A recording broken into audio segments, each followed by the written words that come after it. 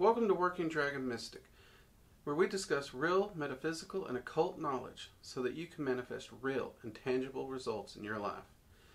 This week, we're going to be talking about Dragon Magic, and more specifically, some of the primary tools and techniques used in Dragon Magic. So stay tuned.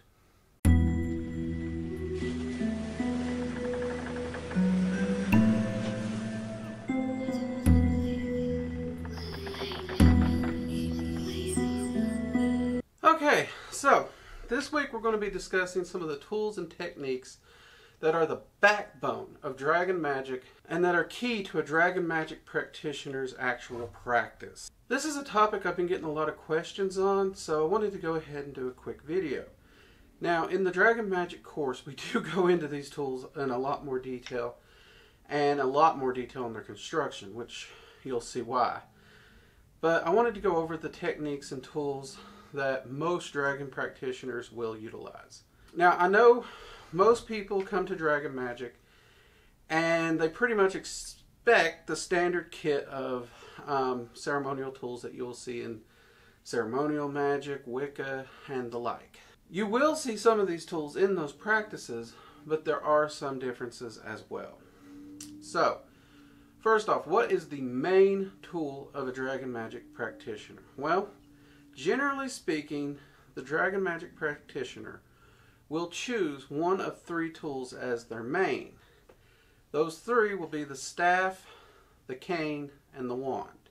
And it's just what they sound like. One, it is a staff or a walking stick, traditional, what you might expect a wizard or sorcerer to carry.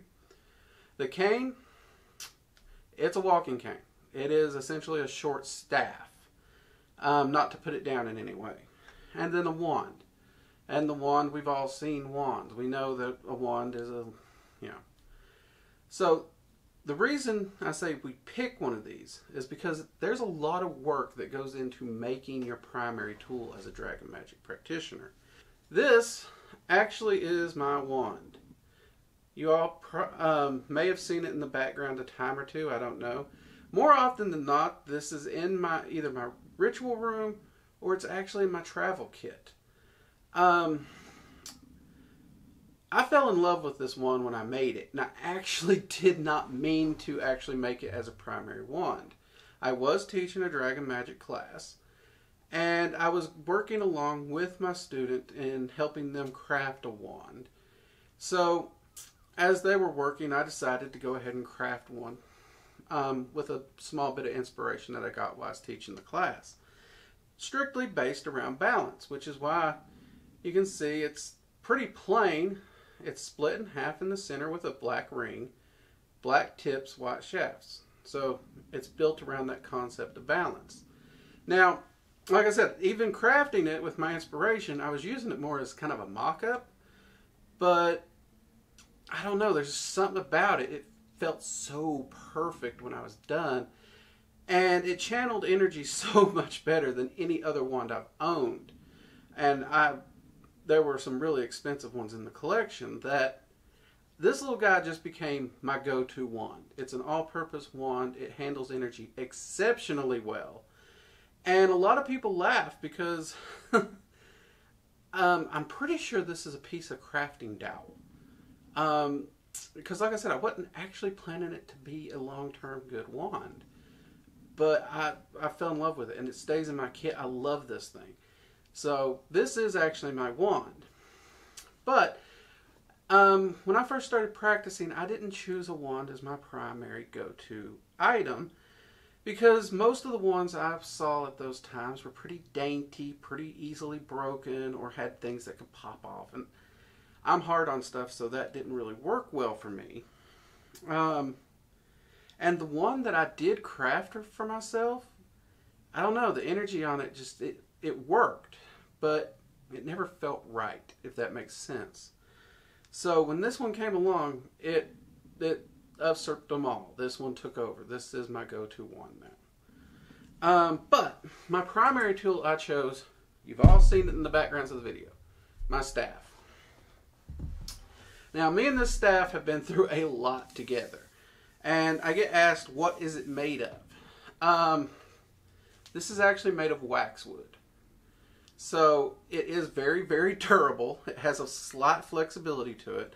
For those who are familiar with waxwood, it was used in spear shafts a lot because of its durability and its flexibility. It was also used in combat staffs.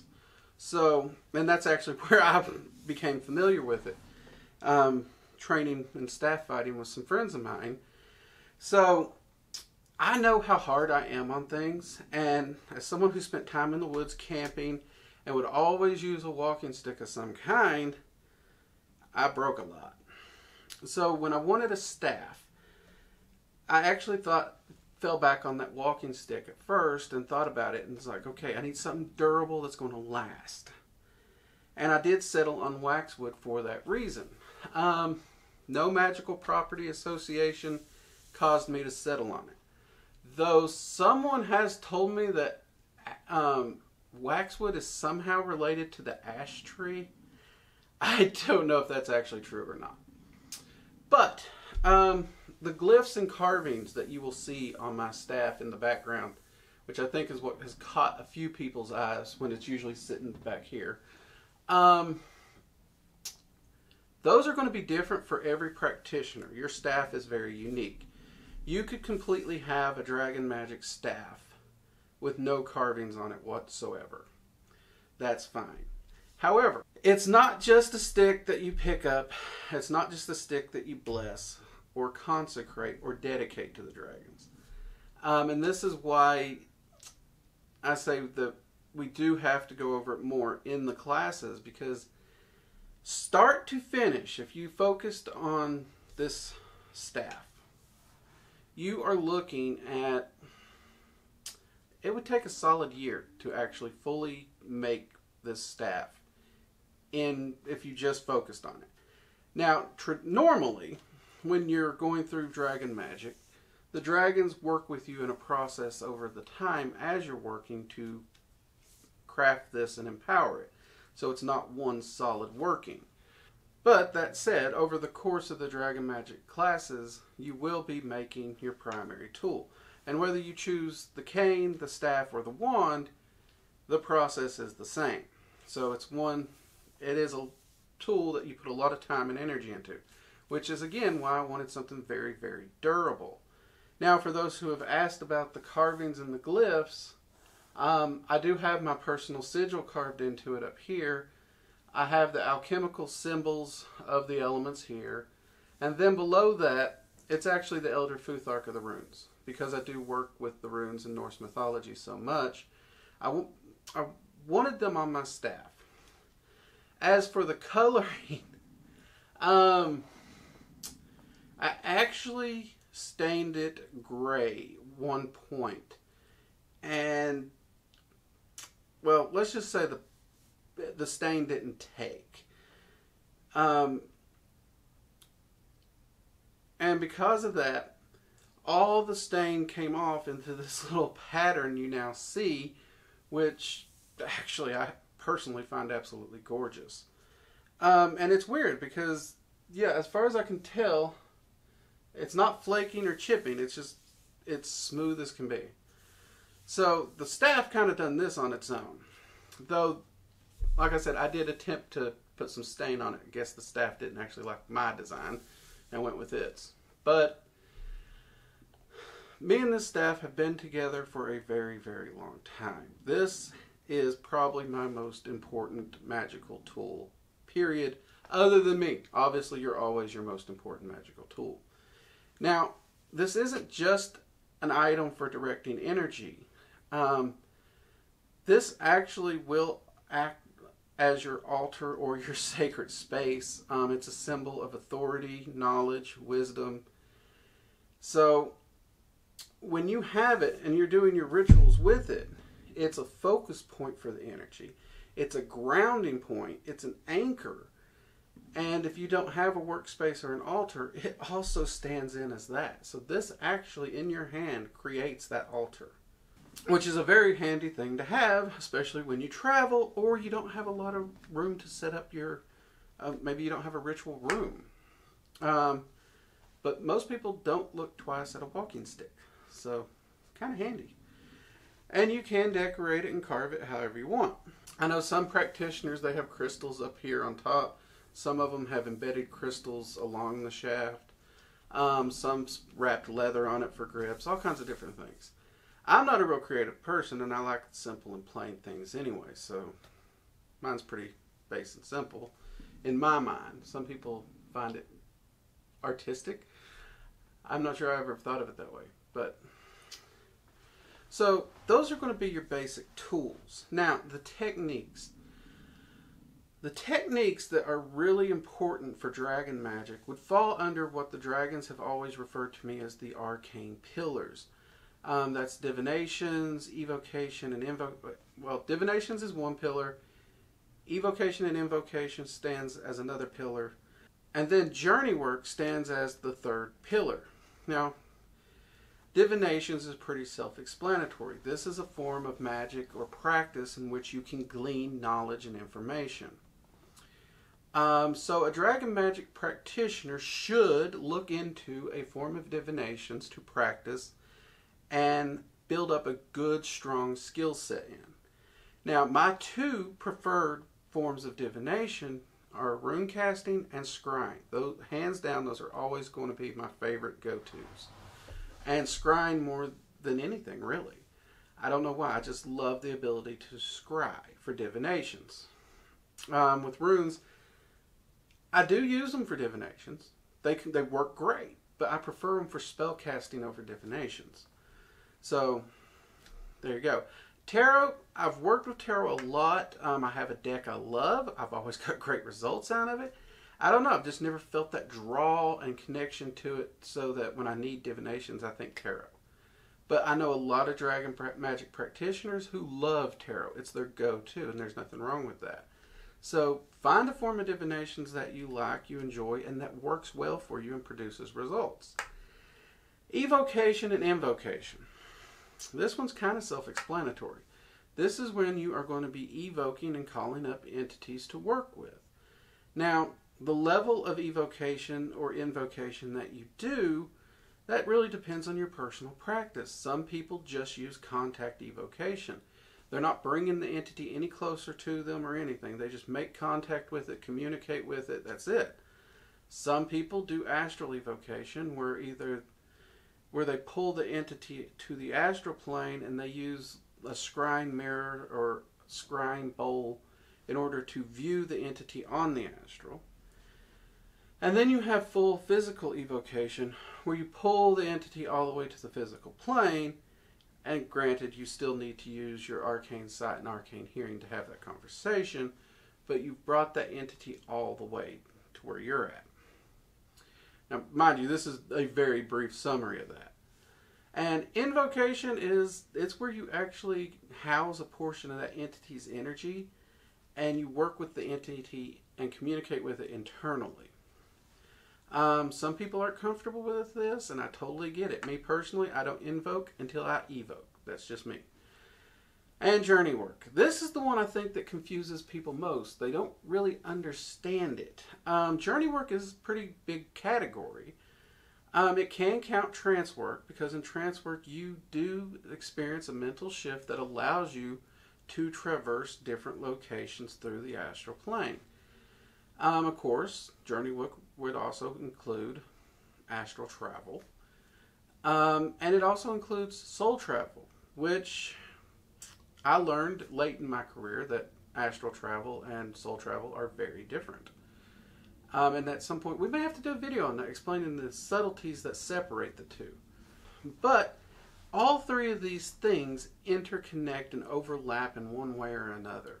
So, again, not only do they act as the arcane pillars, but you could place them at each corner of the dragon's eye triangle.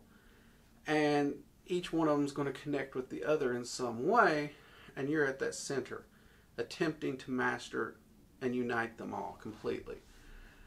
Now, the foundation, if those are pillars, the foundation's got to be meditation. And that's because of the discipline and focus that meditation supplies. Hands down. No way around it. The reason trance work is so important in Dragon Magic is because it is one of the first ways that most people begin traveling to the planes and through the astral plane, different planes in the multiverse. And it's some of the easiest ways to communicate with entities, especially dragons.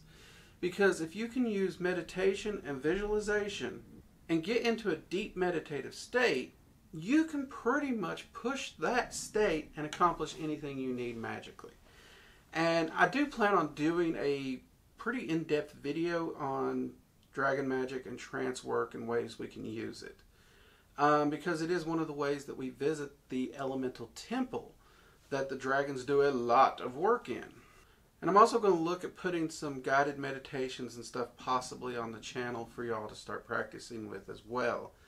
However, if you want to get an idea of what I mean by trance work and visualization, pop over to our Astral Sanctum video where we actually teach you to use a meditation and build up an Astral Sanctum.